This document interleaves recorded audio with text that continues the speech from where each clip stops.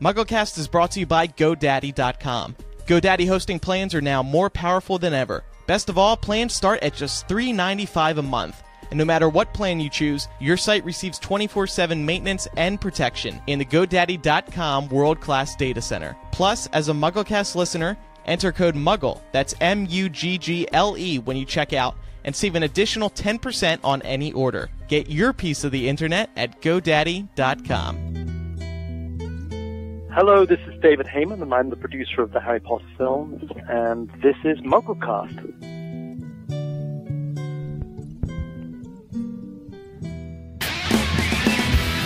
Because one Deathly Hallows review show just wasn't enough, this is MuggleCast, episode 215, for November the 24th, 2010.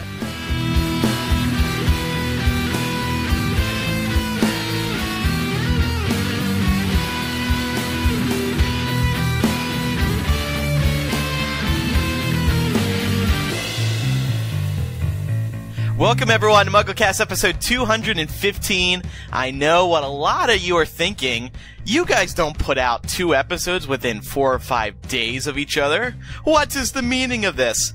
Well, quite frankly, on episode 214 we made a few mistakes, and we wanted to get out a new episode sooner rather than later, because there was a I don't know if it was a large group of people, but I will say there was a vocal group of people who were disappointed in some mistakes that we made on the last episode. So we wanted to get this new episode out to let you guys know we don't take the mistakes lightly. We appreciate that you guys are so passionate about it, and you guys rely on us for accurate information in a timely manner.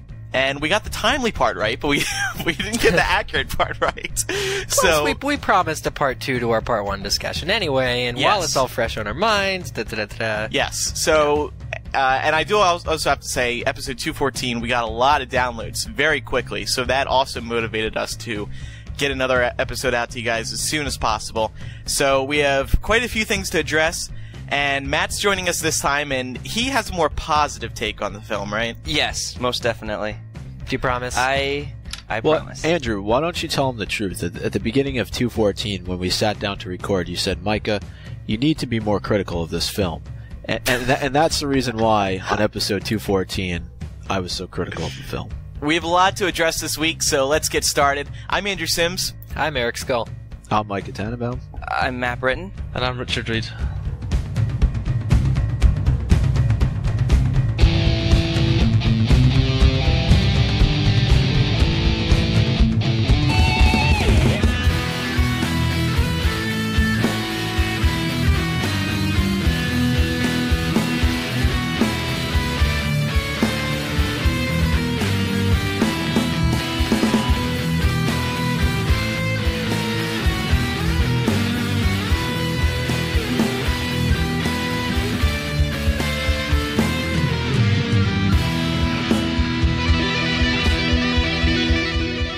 No news this week. This is a purely rebuttal sort of episode, and really there hasn't been much news other than, I guess we should mention quickly, ticket sales. The movie made $300 million worldwide over opening weekend, which shattered the previous opening weekend record set by Goblet of Fire. And it should be taking over the box office this upcoming weekend as well, so... I don't know. Tangled's coming out this week. Yeah, I think Harry Potter will.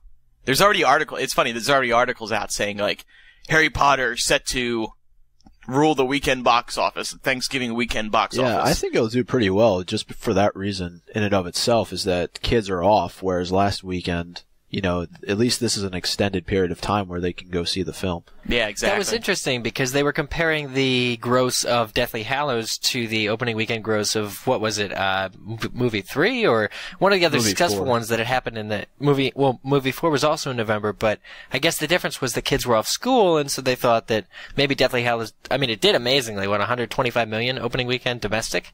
So it did great, but they thought it might do even better if kids had been off school. Anyway, let's get into part 2 of our part 1 Deathly Hallows discussion.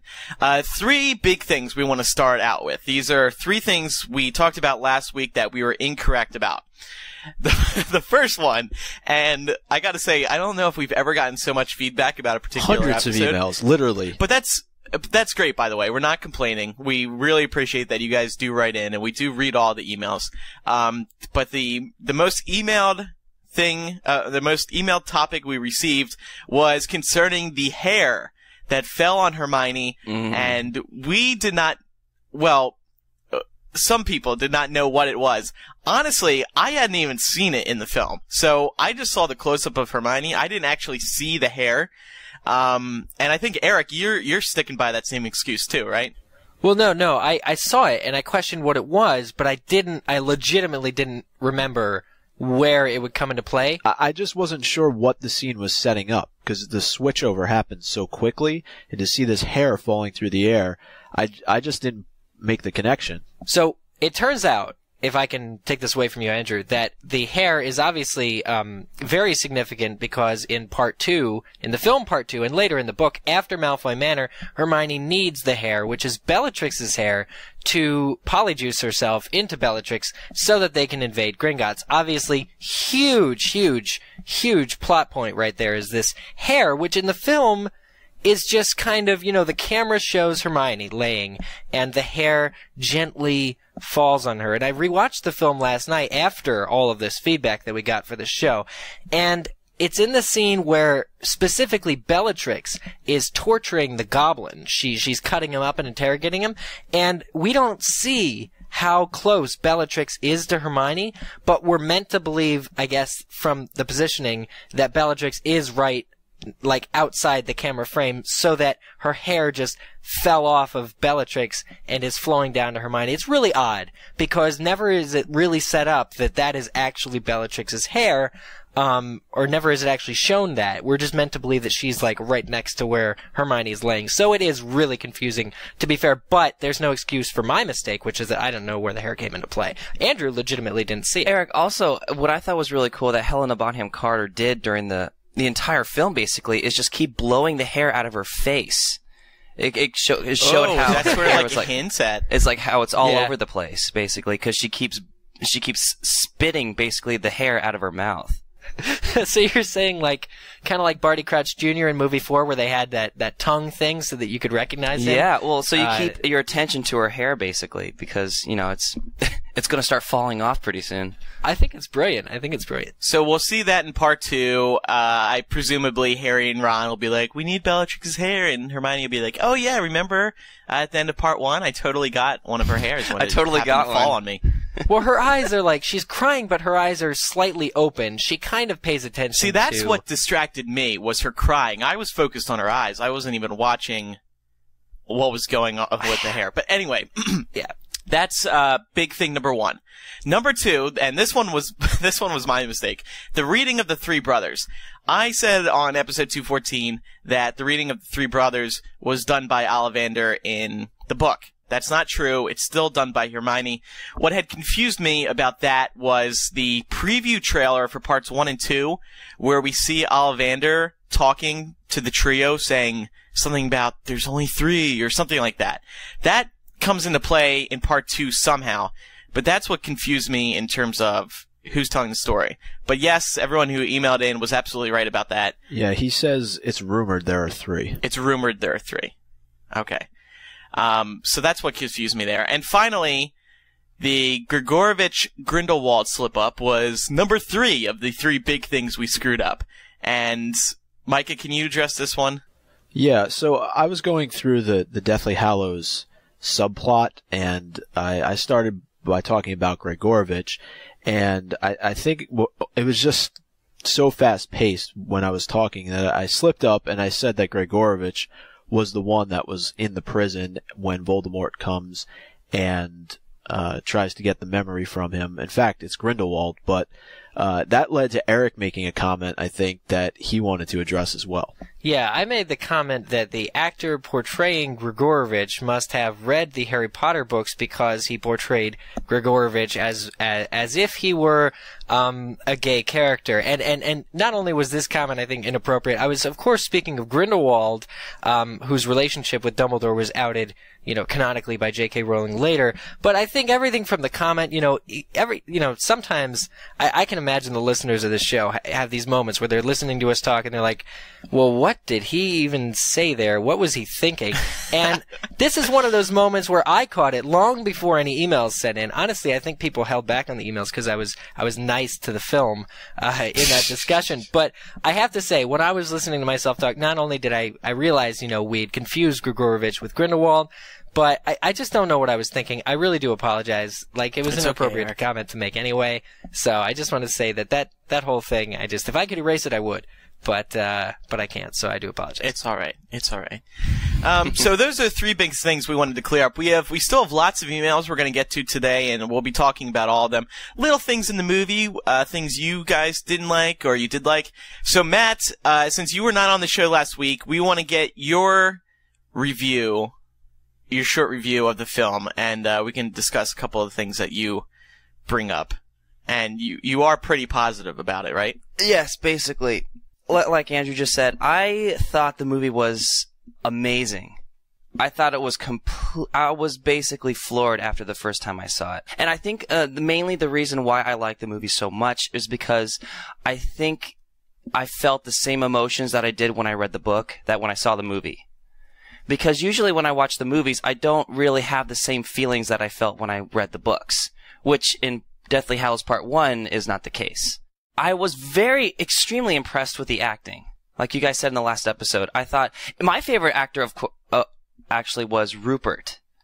Emma did a lot of great scenes, but I feel like Rupert stole the show for me.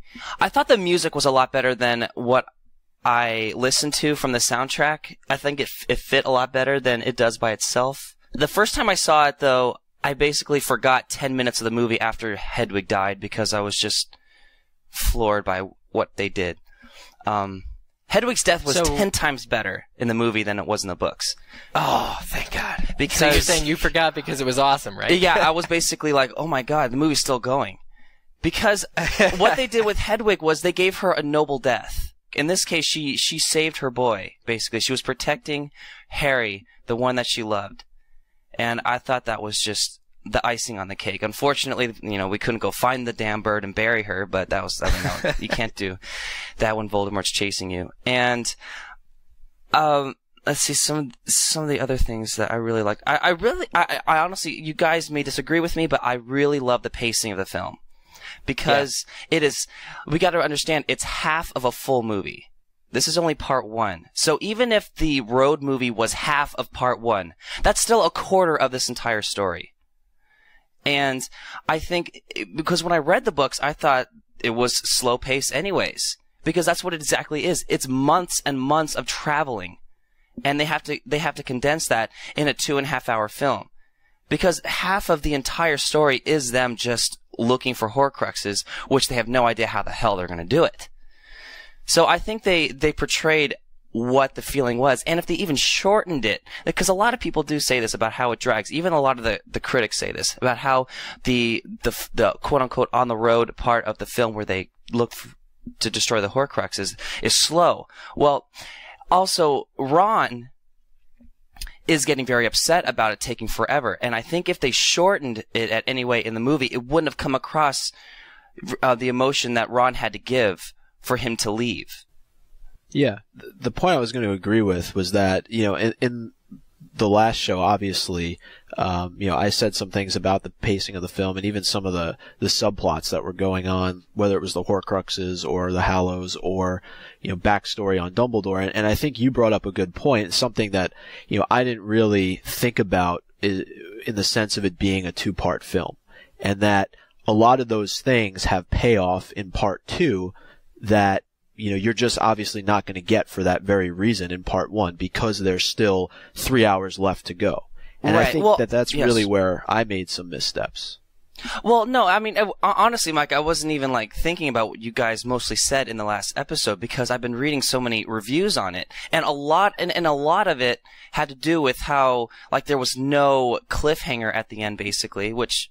I mean, they would have to create a cliffhanger basically because, you know, they're going off of a book, and how slow it was. But really, if they tried to make it all action packed, if you see part 1 and part 2 in its entirety, you're going to get so bored by the time the big battle hits at Hogwarts that it's going to be so boring up to that point because you're going to be seeing 2.5 hours of action and then you're going to be seeing another 2.5 hours of action too. And no offense to American audiences, but we're very fickle with that. We can only stand a few minutes of action and then we're going to be tuning off. Now, what did you think though of that?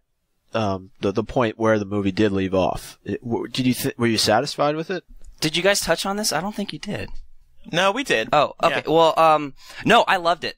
I absolutely loved it because was it a cliffhanger? Didn't you just say it wasn't a cliffhanger? I think it was a cliffhanger. The last time I saw it, which was like the 4th time, the last movie I saw, the girl next to me starts swearing.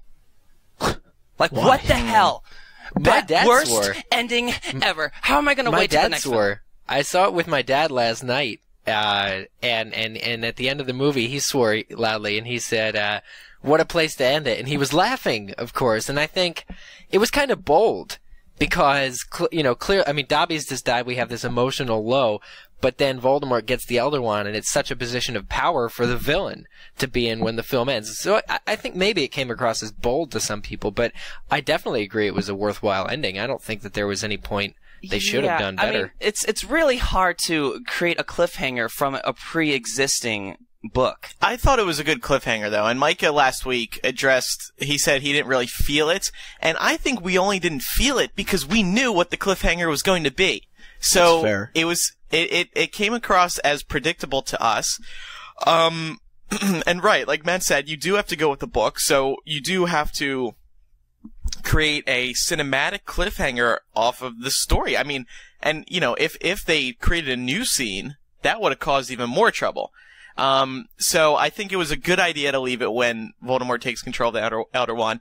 If you haven't read the books, if you haven't been spoiled with where the split would be made, then I think it was a good cliffhanger. And I do remember a specific email from someone who said, their whole theater audience went, like after Voldemort got the wand. Well, it's the light. Well, not only is it a good cliffhanger, but I mean, it's really subjective on what defines a cliffhanger, but I think it's the perfect place. Well, he was kind of on a cliff, right? So that sort of helped too.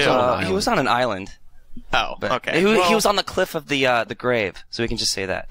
Right. But it's also the perfect point in the story where it kind of transitions over to the other half of the film too. Well, that's the other thing is I noticed this last night while watching the film that the first film really is a lot about the Elder Wand. And it's because in the beginning of the film, Voldemort has this scene, and I hadn't forgotten this scene last week's episode, but I did notice this more last night. Voldemort actually sets his wand down on the table at Malfoy Manor when he goes to grab Lucius's, and he has this dialogue in the beginning of the film about how his wand and Harry's can't face each other. Right, they're twins. And so if you're a stranger to this film, which is the kind of, I tried to put myself in the shoes of a stranger last night to judge things like pace. To judge things like pace in the film. Don't warn me, Mike. I know you got all the hate mail. I'm sorry. But to judge things like pace, I tried to put myself in those shoes. So taking in Voldemort's dialogue in the beginning of the film about him not being able to face Harry with his wand, it makes sense that he takes Lucius's. And then, of course, when at the Seven Potters scene, Voldemort loses a wand. A few scenes later, Harry has this memory vision of Voldemort being very upset with Ollivander. It goes on and on in the story, and Harry later develops that, we're going to get the wand. The story of the three brothers, we find out about the unbeatable wand. The end of the film has Voldemort. He has attained the Elder Wand. So it's really this film, I think it makes continual sense, and I think that it actually makes sense, or would make sense to non-viewers, because I was shocked at how many little scenes there were that really emphasized that Voldemort is looking for this unbeatable wand. So I thought it was fun. Richard, as someone who gave the film a 3 out of 10, were you satisfied with the cliffhanger? Yeah, I mean, again, like I said last week, I was still a little disappointed with the way the ending. Well, it's not where I would have ended the film, put it like that.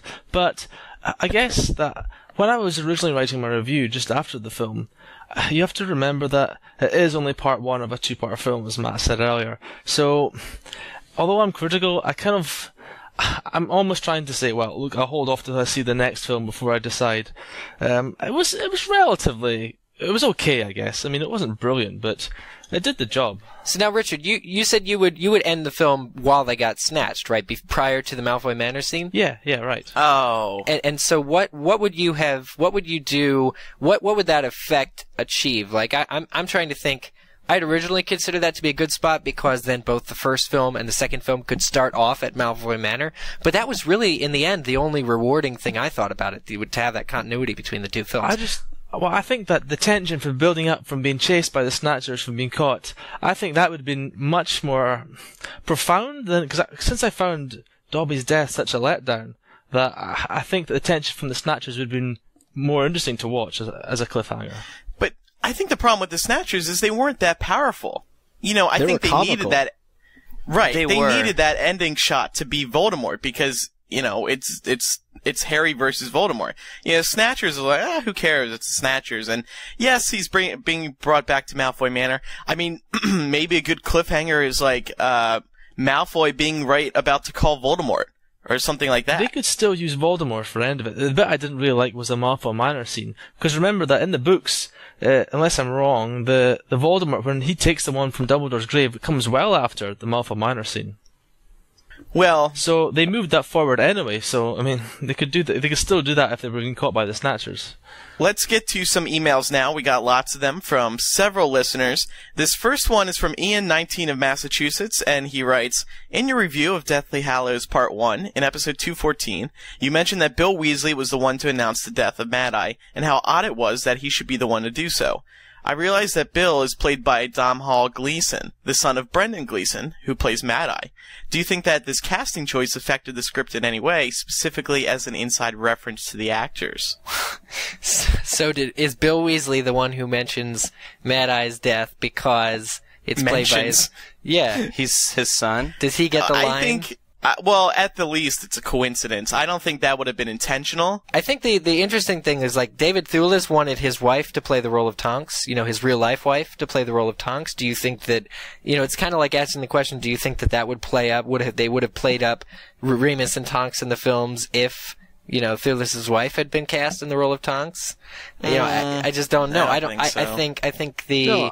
No. In every interview we've had with Heyman and Yates, and they say the respect is to the form and the content, and then less to any of those otherworldly things. Well, I think it goes back to the point you made last week, and even though I had disagreed with it, I think, how you mentioned that what's going on is larger than just sort of the smaller group of people that we've come to know throughout the course of the films. Here's Bill Weasley, who obviously is introduced in the books very early on, but isn't introduced in the movies until right now, and yet he has all this knowledge about what's going on with all these different people that we've come to know.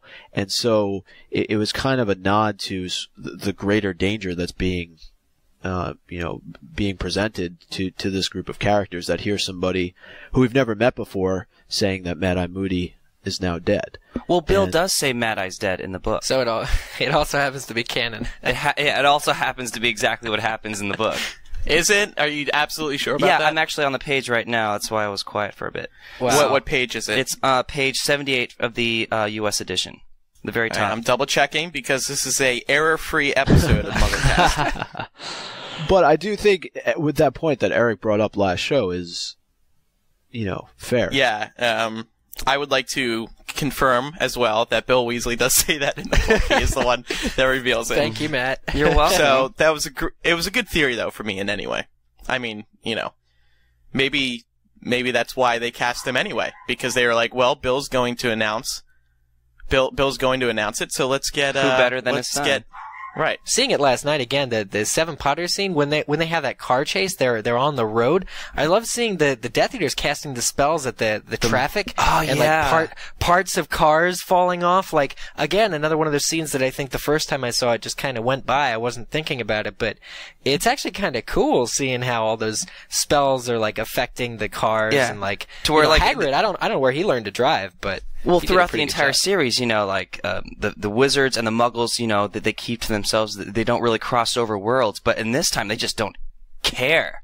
It's like what a clash between titans. The other thing that I noticed too is that in the film, Harry uses Hedwig as the reason why Voldemort knows who he really is, as opposed to Expelliarmus. I thought that was a brilliant. I thought it was good to kind of transition it. Yeah.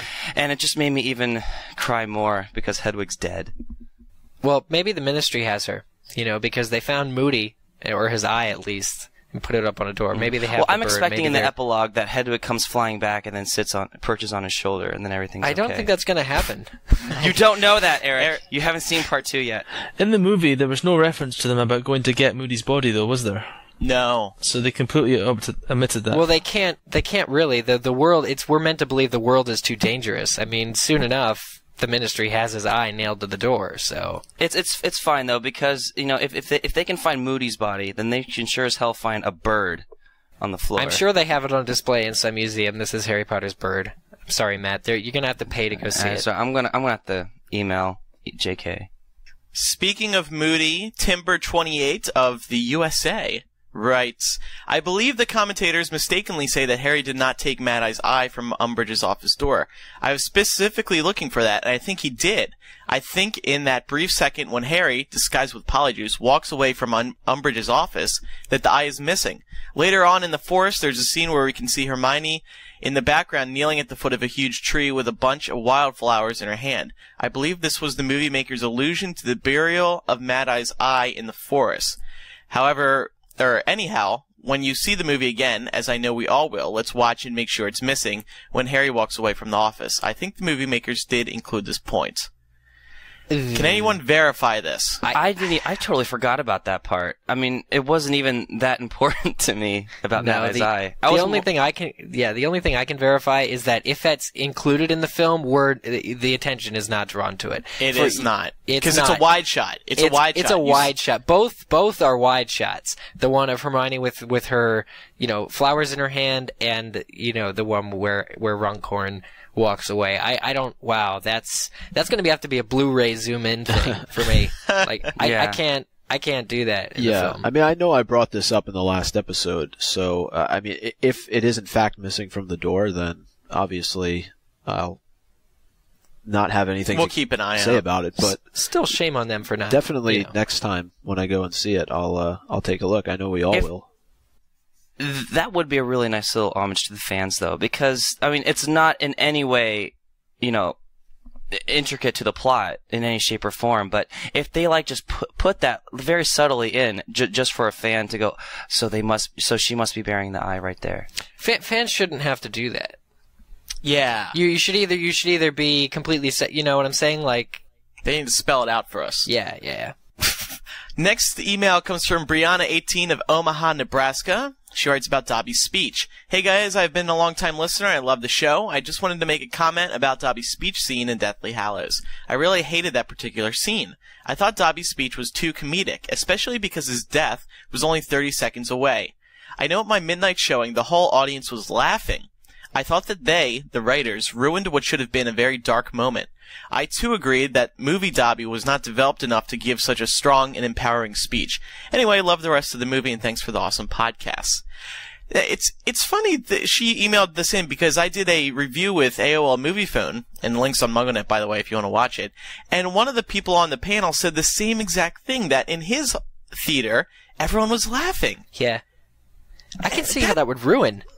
Right. Yeah, well, I agree. It must ruin it. But for me, I thought that was a very empowering moment when you see Dobby standing up there.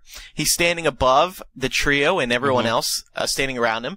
And I thought that was the moment to build up the love for Dobby. Right. So that when he's killed just 30 seconds later, everybody feels bad for him. They needed that scene because, yes, he was nowhere to be found in the past few movies. So they needed that kind of thing to make you feel with him. And by the way, just in my audience, everyone was cheering, applauding, not laughing. Go ahead. Yeah. Oh, geez, you guys got some cynical audiences. Yeah. Okay, yeah. Can I just talk about Dobby's death because I haven't been able to yet? I loved it. Okay, so to go into it more, what I do hear that a lot about Dobby Speech, and Micah and you and I were talking about how cheesy it was because every Harry Potter movie needs a cheesy line, and unfortunately, Dobby got it in this movie. That was not cheesy. Are you kidding me? That was not cheesy. But I do think that it was completely appropriate for Dobby to say that. Because Dobby's character, there is no cynicism, there is no sarcasm, there is no sense of anything in Dobby's character. Dobby is completely, he's completely innocent. He's an innocent soul. He's honest. There is no way for Dobby to lie. He even says how he wanted to hurt Bellatrix. He didn't want to kill her. He only wanted to maim so I can see how, like, an audience member can see this as, like, you know, a comedic, not really touching moment. But it would be completely out of Dobby's character to say anything profound. I mean, not that what he said wasn't profound, but, like, very dramatic, almost like an Oscar moment sort of thing. But it's because that Dobby is just a pure soul, that there's not an ounce of anything negative or, you know what I'm talking about. Dobby just cannot say things in a manner that's insulting. I want to say that one of the things that got me thinking about this when I saw the film last night was what Micah said last week about movie 2 being a death fest. And I thought about this when I was watching the film, particularly when it comes to Dobby. I noticed two things. One, I think Dobby has the best lines in this film. Can you get us out of here, Dobby? Of course, sir, I'm an elf. That was hilarious. But it's wonderful. And the fact that he dies, and I'm not going to dwell on this too much, but Hedwig, obviously, they changed Hedwig's death so that she sacrifices herself for Harry in the beginning of the film. Happens off screen, same with Moody. But when it comes to Dobby's death at the end of the film, we're at such a point where the film audience sees how a completely innocent character has completely on-screen sacrificed himself for Harry. And I think that's a great moment for the film to be at. It's a great point for the film to be at, because come part 2, we're going to actually see a lot of people on screen giving their lives for Harry. And I think Dobby was kind of the intro to that kind of behavior. In people sacrificing themselves for Harry on screen, because up until this point, even in previous films, with the exception of maybe Cedric Diggory, we heard about Lily Potter, sacrificing herself for her son, more or less happened off screen. We've never seen it before. And so to do it with Dobby, to do it with such a pure soul, and to build it up the way they did, giving him these innocent lines and that moment of triumph where he's like, he's my friend, that was really important, I think, because come part 2, they're going to a lot of people are going to be dying for Harry, and otherwise we wouldn't know how to take that if we haven't been prepped by David Yates with Dobby. Can I just say one thing about this, though? And obviously, she's responding mostly to what I said in the last episode. I do think still that there is a comedic touch to Dobby's speech, and that is part of his personality, but I just don't think that set up his death very well. I still cried every single time I've seen it, though. And maybe it's just that I need to go and see the movie again, and you should come see it with me, Micah. Perspective. Matt is convinced to make me cry and to He's gonna give you a big old hug, a big old Matt hug. I want to put some Vapo Rub under your eyes or something. But what did you think about his speech to Harry right before he dies? Oh, I like that scene. I did like that scene. Was that funny? Did anyone laugh at that? Yeah. Good.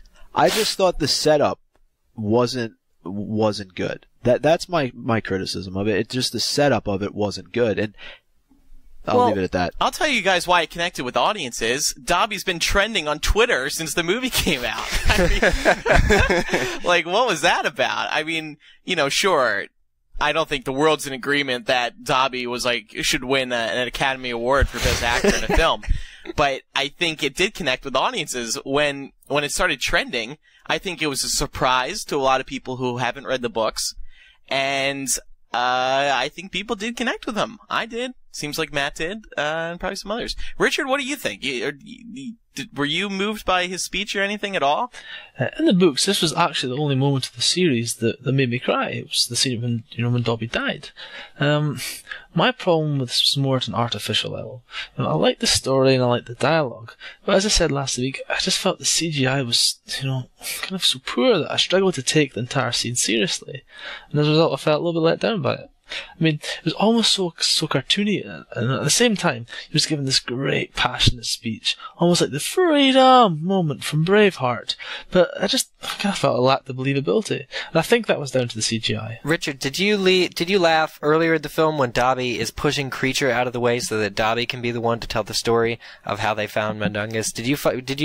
Were you moved at all by that? Did you feel it was unnecessary? In the film? In the film? I wasn't particularly moved by it, I don't think. I mean, it was nice to see Dobby's character back again finally after such a long absence. I mean, he's a really, truly wonderful role in the books, and I kind of missed him in the movie series as a whole, but I don't think the scene with the Creature was particularly thought-provoking. I mean, don't get me wrong, the lines were good, and they were delivered well. I liked the speeches on the whole, but like I said, I'm just not sure I believed it as a filmgoer. I think most people would probably be more receptive to Dobby's performance if we had seen him sooner than 2002. If the audience or that fell brief in love cameo in Goblet of Fire. It's still been what, 2 or 3 years since movie 6, and there was no place for him in movie 6 because he wasn't following Malfoy around. Malfoy was going it alone, so there was no. I mean, they could have made a place for him, I suppose, but it's still been years since that movie came out, and unless he's like on promo posters next to Harry and all the posters, I don't think anybody would really remember him. I mean, he had his own character poster though. Yeah, he did in this film, didn't he? Don't you remember? I brought that up even before the film came out, and I said, look at what they did with Fenrir Greyback in Half-Blood Prince, and they didn't even really make an introduction to his character, and here's Dobby, who hasn't been around since Chamber of Secrets, and they're using promotional posters of him. So again, here's the thing from last episode, if I can just take like 30 seconds, because closing point, please. Because I got a lot of the most feedback that I got was the comment that I made about the casual moviegoer, and I listened back to this episode, and I have to say, I use the casual moviegoer argument way too much. And I'll concede that. No, I said in the comments, and in all honesty, when I said casual moviegoer, I was really referring to some of the issues that I myself had with the film. Whether it was the Dursleys, whether it was Dobby's speech, whether it was, the Hallows storyline. But these are things that other people had issues with as well. And, I still feel, as I said in the last episode, and I think it kind of got lost with a lot of the criticism, I do think this was the best book-to-film adaptation that we've had. And I think you can still like a movie and be critical of it. Absolutely. Oh, absolutely. And another thing that I wanted to bring up is that some people were saying, we were being too negative, weren't bringing up too many positives. I should have brought this up at the beginning of the show, but I'm bringing it up now. The fact of the matter is, if we were to be completely positive about a film, it wouldn't be a good episode. Well, it wouldn't be representative of the whole fan base. I mean, I thought it was, I was stunned because you had withheld from me that we were in such disagreement from the film, Andrew. I feel like I don't even know you anymore. Because when it turned out we all had different opinions, I was excited, genuinely excited. It's not only a change of pace for me, it's got to surely be a change of pace for listeners, who listen to us weekly. And, yeah, that's true. We tend to agree on a lot of stuff. So the fact that we didn't, I think, made for a more interesting episode. I mean, if we can. But yeah, we needed to be critical. It couldn't be an all-rave show. Yes, this is a fan podcast, but an hour and a half of us going, "Oh my God, I love that. Oh, me too, me too." That's just not good. And the thing is, the same people who wrote in and said that we were too critical would write in and say we weren't critical enough. We can't win. Yeah, we can't win. I think Matt and I are talking about Dobby. Well, yeah, and also I think a lot of the listeners, when they say you guys are being too critical, they meant you guys are being too negative, to where they wanted you to be more positive. I seriously don't think you guys were too critical, because basically that's exactly what this podcast is for. Is you guys are critiquing everything. You guys, we analyze the books and we critique the movies. That's what the fan podcasts do. Someone left a comment on MuggleNet on the actual site saying that, you know, maybe Micah and myself should see the film again and might have looked at it in a different light. And I'm definitely going to do that because I think on a second viewing, which I haven't had time to do yet, I would probably enjoy it more than I did the first time. That initial shock of saying, alright, all my favourite scenes may not have made it in, then, okay, I can accept that, and then I can look at, well, you know, the rest of the film as a whole wasn't that bad. Okay, let's now get to the next email. Brittany, 25 of Colorado. She wrote in a very long email. We're just going to read a couple of the things that she had to say. Hey guys, on the discussion about Deathly Hallows on episode 214, thank you, Mike and Richard, for saying exactly what I felt. I was so excited about this release. I enjoyed it, but I have to say that I cannot imagine how anyone who has not read the books is going to have a clue what is going on or feel the same sense of urgency JKR creates in the books. I thought the first 30 minutes or so of the film was excellent. I was completely sucked in and excited for what was to come. But somewhere after the wedding scene is where the disconnect started. I was never emotionally drawn into the movie. Instead, it felt more like I was watching these really great and sometimes epic scenes without really knowing why they were so important. I know it's difficult to make all the pieces fit together when the general audience doesn't have all the backstory, but as someone who loves and has read the series, I still wasn't happy. Something was definitely off, and I'm not afraid to say it has me concerned about what will take place in movie 8. Overall, I'd say a 5 out of 10. Thanks again, and keep up the good work. That's more generous than Richard's 3 out. Yes. Did she say anything on why? Was there any specifics about this? Well, I think she's responding to a lot of the stuff that Mike and Richard were saying last week concerning the purpose, right, Mike? And as far as the disconnect that she talks about kind of after the wedding, I really think that one scene that they could have included that might have helped people understand more of the going at it alone and the need to do that would have been Lupin showing up at Grimmauld Place. Yes. You'd get more of a feeling, watching the movie that, okay, this is why Harry feels that they need to go off and do this on their own. And I think that a lot of people actually wrote in about that scene and they were upset that it wasn't in the film. All right. I was mainly upset they didn't include that because all you see in Lupin in this entire film is him screaming at Harry. Well, that's important though too, because he does it twice. First is the time when he pulls Harry aside to make sure that he's the real Harry. And immediately following that, him and Kingsley face off. So it's really, I think that scene heightened the stress level, which is what this writer is talking about, the sense of urgency. I think that that's really conveyed in Lupin's character. And then Lupin, at the wedding scene, is the one who Harry wants to go find Ginny. And Lupin literally grabs him and throws him. Sure, it might be a little forceful than is in the book.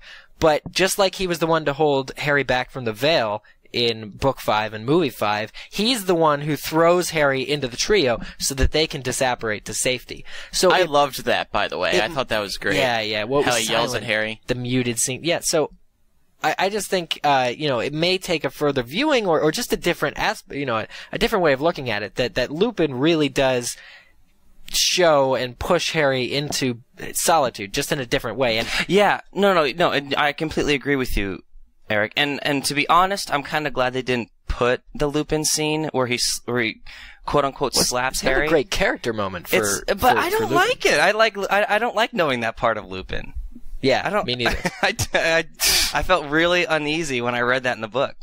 Yeah. So, but I do agree that I think that would have been a very important scene as far as urgency and just for Lupin and Tonks's announcement of the child. I mean, they don't even say it at all. Well, they're about to. Well, there's a quick reference, yeah. Oh, I mean, wait till you hear the news. Yeah, you're supposed to know I'm pregnant. Next email comes from Alex22 of Rhode Island. He or she writes, "Hey there, love the show." Smiley face. Wish I could say the same about the movie. Although I have several concerns with the adaptation of Part 1, my main concern is where the heck was the Invisibility Cloak? In the book, they use the cloak just about everywhere they go because they are hiding. Now I realize that maybe it is hard to portray transparency, but come on now. The fact that Harry has had one of the Hallows in his possession is a huge part in tying the story together. What do you think? Okay. Can I say something? Yes. Okay.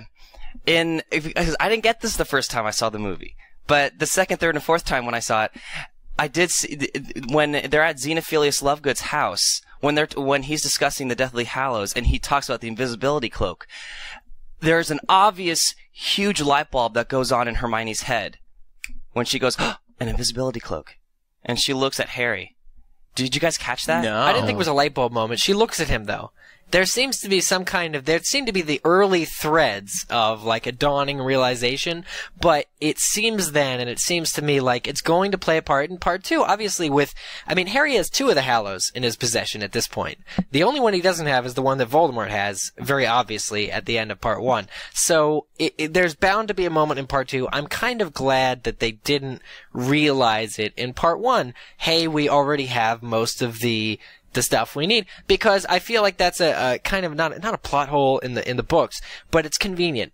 And I don't want anything about Harry defeating the Dark Lord, this villain of the series, to be convenient, that he happens to have half of what he needs out of luck and not out of skill. So I'm not saying they're going to change it in part 2, but I'm glad that part 1 is untouched by that feeling of, hey, we don't need to work for this.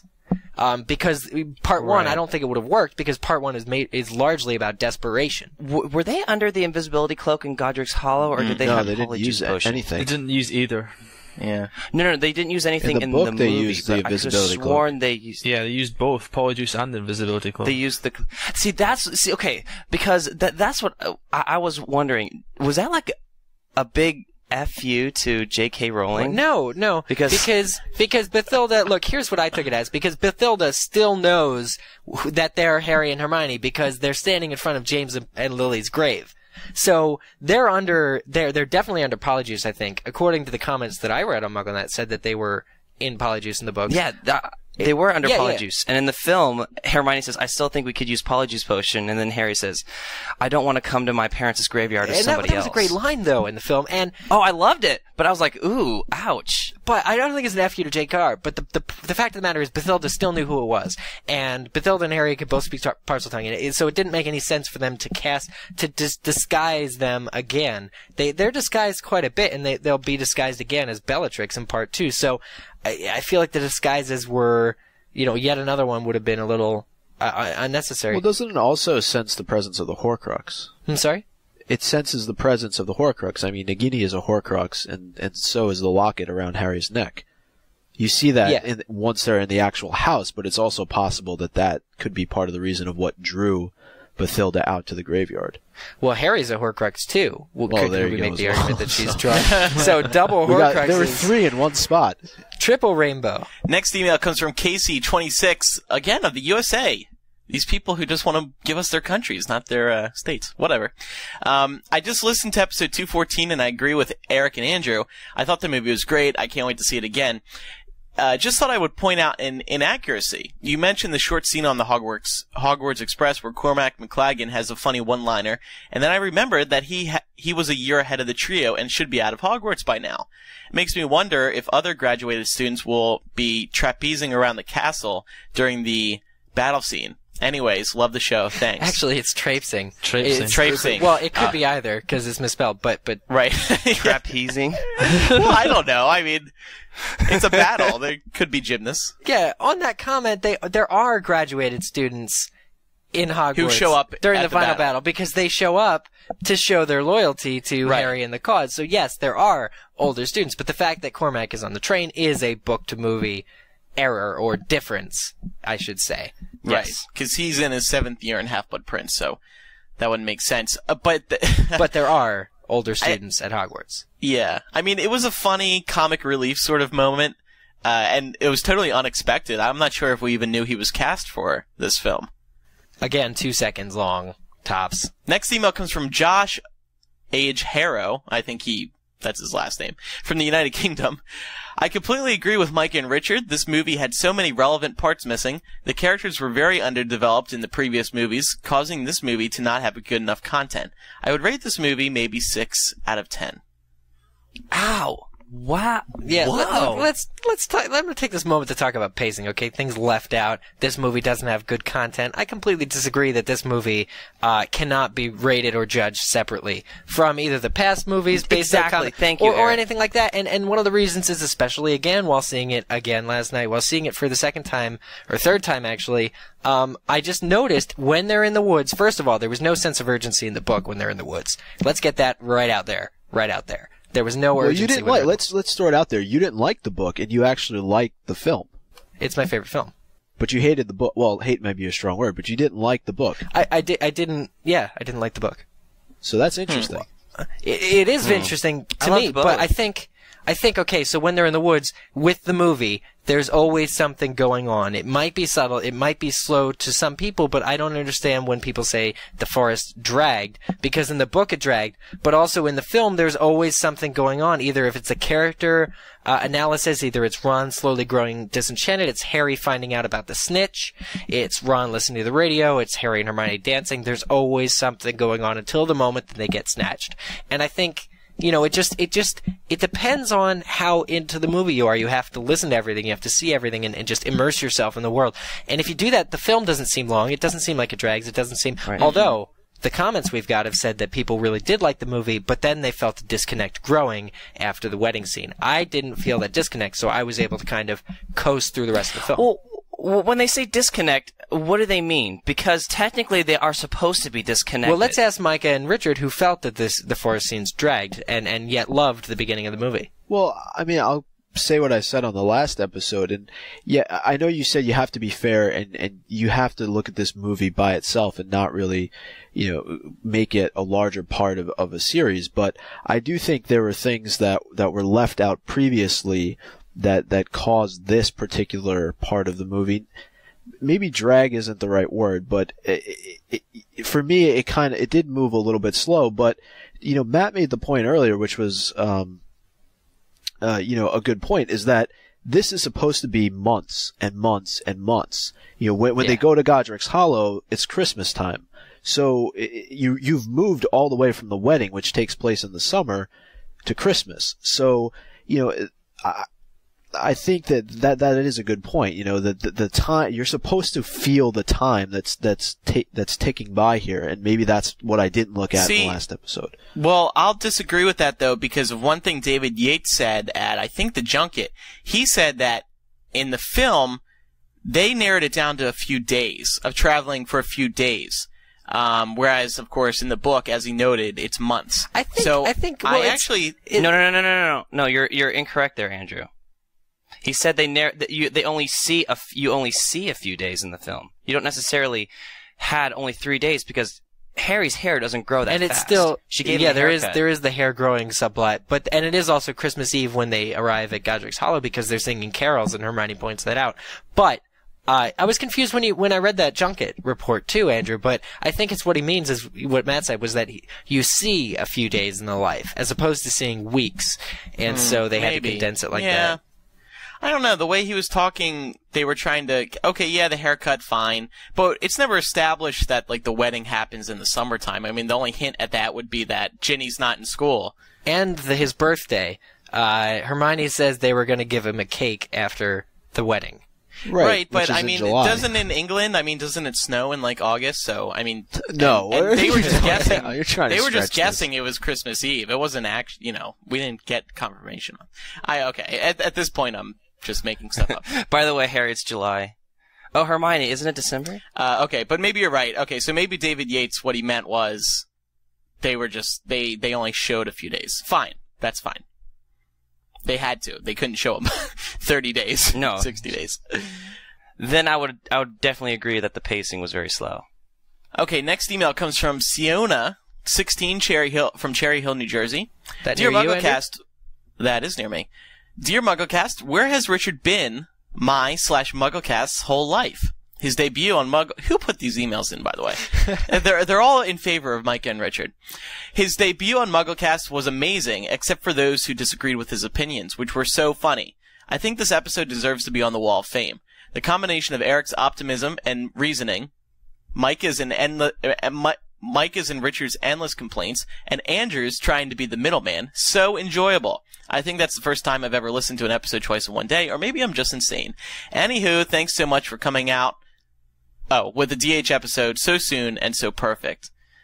Lots of love, good, Siona.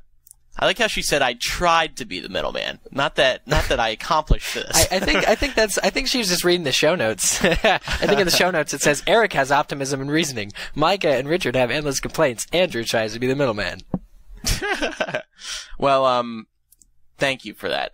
So I guess, Micah, you put that in there just because you... Well, the thing was, a lot of the comments that we had in here beforehand were, negative against... I was trying to balance things out, but I don't know where those comments went.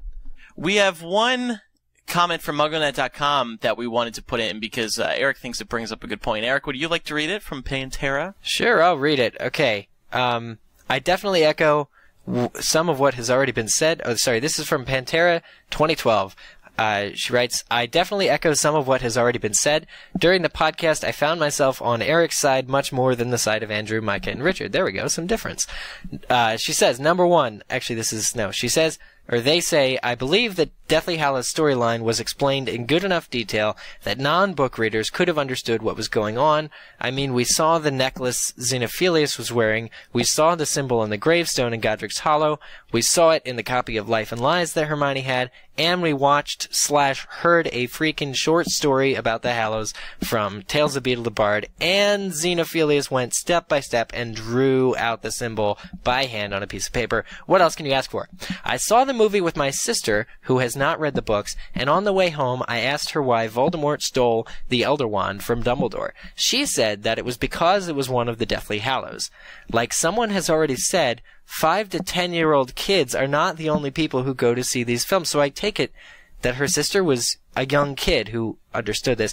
She says, actually, DH Part 1 had moments that were heavy enough that I think would make some parents question if they should let their 7-year-old see the movie. Scenes like Ron getting splinched, Bathilda Nagini, definitely Hermione's torture scene. That was pretty darn terrifying, etc.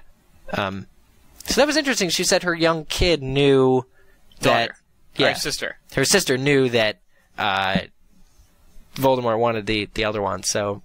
Yeah, I think they made. I think they made it clear. Oh yeah, that was completely obvious. I mean, and then the big cliffhanger: Voldemort gets the Elder Wand, and you see him hold it, and he's smiling, and I think it's a pretty powerful moment. Yeah, I think that the parts with, say, Gregorovitch and then with Grindelwald will probably be explained in part 2, because they kind of left that open ended.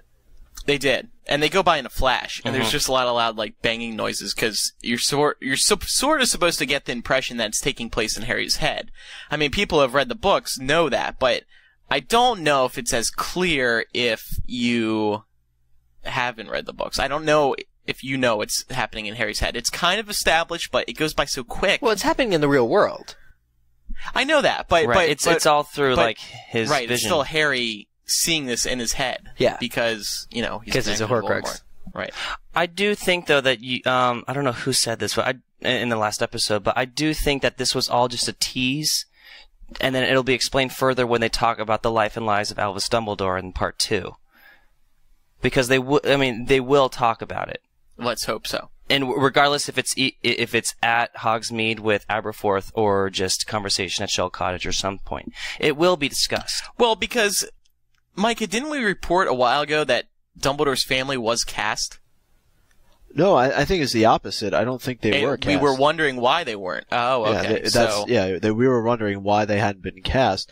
And I guess with that scene that they had at the wedding with Aunt Muriel and Elphias Doge, they were just trying to put it in place right there, where they mentioned his father, they mentioned his brother, and what happened to... what's her name? Ariana, right? Yeah. And actually, somebody pointed out that if you look closely at Dumbledore's file in the Ministry, as Harry is flipping through in Umbridge's office, it says it lists his mother and his siblings' names. Oh, okay. Mm-hmm. So I didn't see that, but I guess that was another kind of tip towards the fans to include that information. Yeah, it says his father's name is Percival. All right. Also have one more comment that came in from Professor Lily on the MuggleNet.com comments. She said, I'm assuming it's a she, I've been listening to MuggleCast since episode 1, reading the book since 99, and watching the movie since 2001.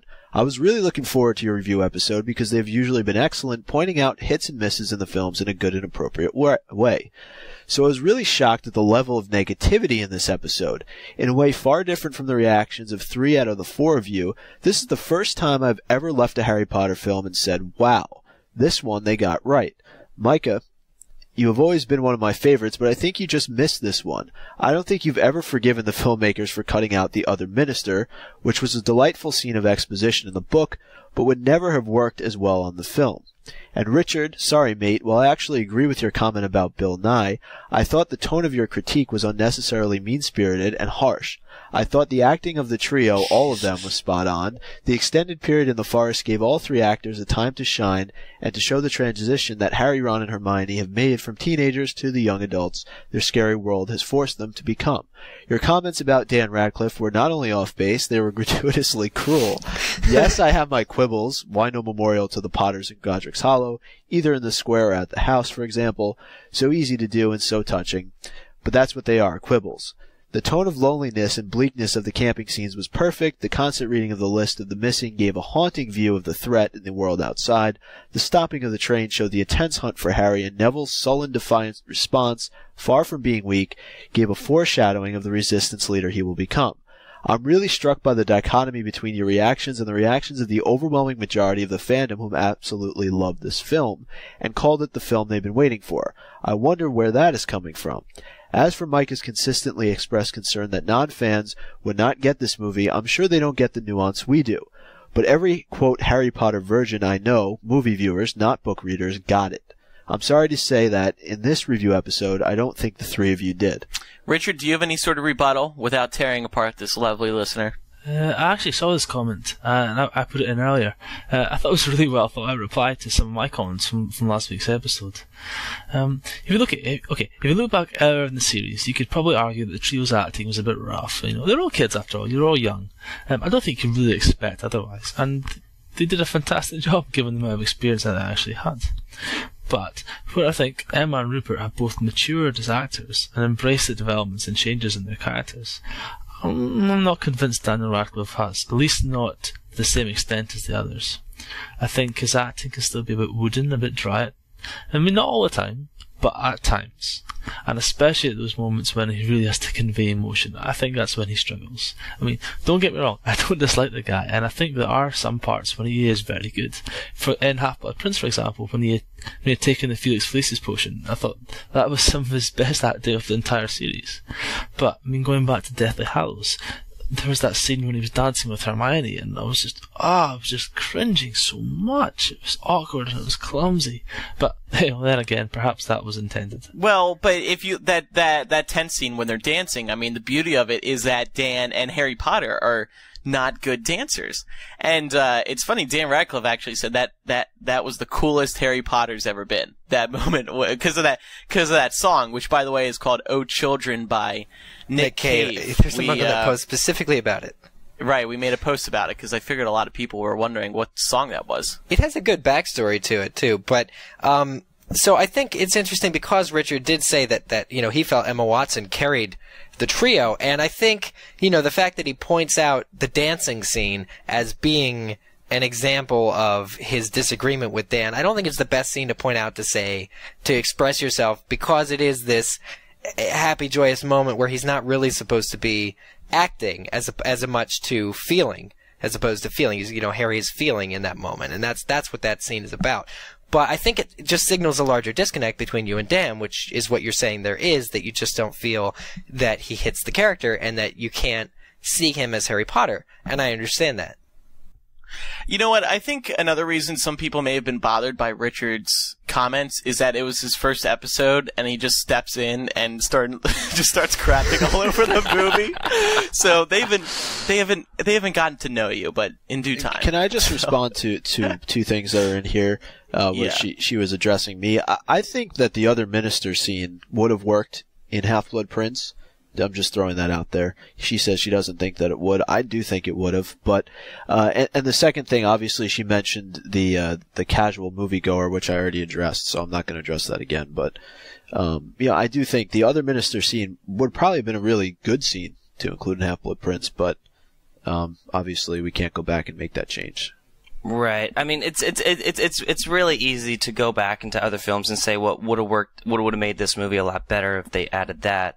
But I mean, it's always a futile argument, especially at this point since it is the last film. So we can only hope that they actually get it. I really don't care if it doesn't make any sense because they didn't put it in the other movies. Because damn it, I read that book. I want to see it in this movie, regardless if they introduced the two-way mirror in Order of the Phoenix or not. They put it in this movie. Thank God they did, because it would have been an atrocious film if they didn't have it at all and then try to make some two-bit excuse on how Aberforth sent Dobby or something. It's just... Well, then they didn't explain it. Regardless if it They makes didn't sense. explain it, though. But No, they didn't explain it, but there's no point in us doing it now. no, they will. There's I no think point in they'll us explain it discussing. in part 2. They have to. What, about the two-way mirror? Yeah, they probably could, but the fact is that they actually have it, and thank God Well, they do did. explain it. Aberforth explains it in the Hogshead when they get there. No, but I'm talking about in part Oh. 1. About where he got it from? About how an audience member doesn't know why does Harry have a mirror with Dumbledore's Even those face who've in seen it? all the films and not read the books wouldn't know. Specifically. Well, yeah, but also, I mean, people who haven't read the books going into these movies know that they're not going to get some of the stuff because they haven't read Well, the exactly. books. It's like saying, who is this person in a prison that Voldemort is talking to that's laughing in his face? Right. Well, if I read the books, I Right. probably would know. And shame on them for not reading the books in the first place. To wrap up the show today, we asked people who follow us on Twitter, twitter.com/MuggleCast, what your favorite scene is. And we got lots of responses. This first one from Jessica. She says, my favorite scene was when they opened the locket. Nikki Smith wrote, the dancing scene with Harry and Hermione. It was so intimate and showed what a great friendship the two have. I loved it. See, that's why I liked it. It was a great friendship. Yeah, me too. Oh, children. I like that song too. I That's listen to exactly that a lot what now. it sounded like. Oh, Yeah, children. geez, uncanny. That is how it sounds. Yep, you're right. Because there's a little like Getting gospel goosebumps. choir sort of chorus thing going on. It was really nice. Hope Burke wrote, my favorite scene in Deathly Hallows was probably the Three Brothers scene, but I loved it all. Favorite movie so far. M. Joy wrote, favorite scene is at Malfoy Manor when Voldy and his followers are seated around the long table, especially Voldy snapping Lucius's wand, which I agree with. That was awesome. Ryan Duffy writes, the Harry and Hermione dance scene. Believe it or not, that's the only scene in any Harry Potter movie that ever made me cry. Did it make anyone else cry? No, I didn't cry for that. Or from pain? Not from joy, yeah, from pain and anguish. Wait, he cried when they danced, but they didn't cry for Hedwig or Dobby's death? It was, What kind of a person it was a song. It was a moving song. Meet the new host of MuggleCast, Matt. It's Richard Reed. From Scotland. Jenny writes, my favorite scene is the Hedwig death scene. It was so much sadder than it was in the books. I cried. John Finnegan writes, my favorite scene was definitely the Seven Potters' escape. Hedwig's death was much more noble than the book. The only good change. And we got lots of others. Thanks to everyone who at-replied us. We do enjoy reading them all. Now, one of you mentioned my favorite scene. Which is what? Is Hermione's monologue in Forest Everdeen. When Ron returns? How is that not like everyone's... No, when she's sitting with the book in her hand and talking about like how she and Harry should grow old together. Yeah, that was interesting. So that's it for part 2 of our part 1 review. Of course, we covered a lot of stuff. We'd love to get your feedback on this episode as well, so please do visit MuggleCast.com, click on Contact at the top, and you'll see a handy feedback form where you can write into us. Also on MuggleCast.com, you'll find links to our Twitter, our Facebook, our iTunes page, and a whole lot more. Oh, but speaking of stuff related to the podcast, we are looking for some more transcribers, probably about 20 more people who are interested in transcribing MuggleCast. And what I'll do is I'll make a post on MuggleCast.com of where you can send your application. But yeah, we're looking for some more people, and obviously we don't say this enough. We do have a great group of people that put together these transcripts for every single show. I think we're up to 209 now. So we're pretty up to date with the shows that have been released, but they do a tremendous job over there, and it's kind of a thankless position. So we really do appreciate it. You are right. Thank you, guys. And one final plug. Eric, on Tuesday night, he appeared on an internet radio show called AfterBuzz TV. And you can find it now. He did a little review of the movie with the guys at AfterBuzz TV, and you can find a link to his interview on the MuggleCast Twitter account, which is twitter.com/MuggleCast, or just search for AfterBuzz TV in iTunes. Yeah, they're on iTunes. Really interesting people. Like, they knew a lot about Potter, and they were talking. Obviously, they do recaps in and out of like commercial breaks and things like that for television shows. And this was their first foray into movie discussion. But they're awesome people. Like the host in particular was just really good at managing the other co-hosts. I think it's was he better or worse than me? I didn't want to say. Listen and form your own conclusions, Andrew. All right, fair enough. He's British, so I think everything is tipped in his favor. He's automatically better, yeah. Thanks, everyone, for listening. It's been a lot of fun. I'm Andrew Sims. I'm Eric Skull. I'm Micah Tannenbaum. I'm Matt Britton. And I'm Richard Reed. And we'll see you next time for episode 216. Bye-bye. See ya. Bye, Richard. Bye. Bye, Richard.